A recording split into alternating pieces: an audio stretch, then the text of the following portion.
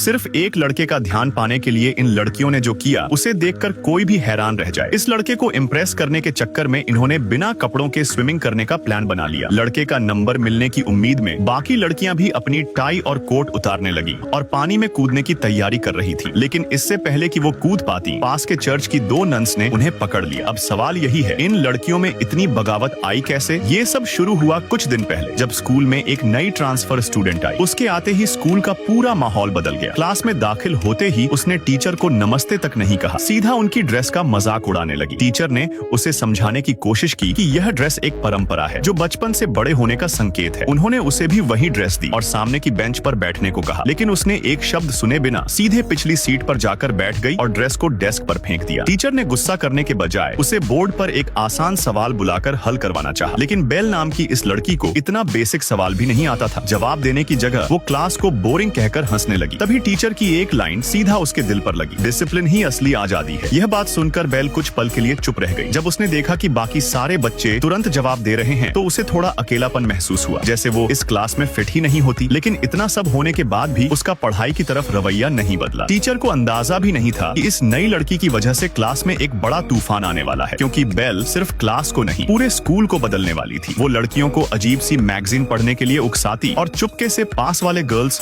School में भी घुस जाती। फिर एक दिन दोपहर में उसने एक और बड़ा कांड कर डाला।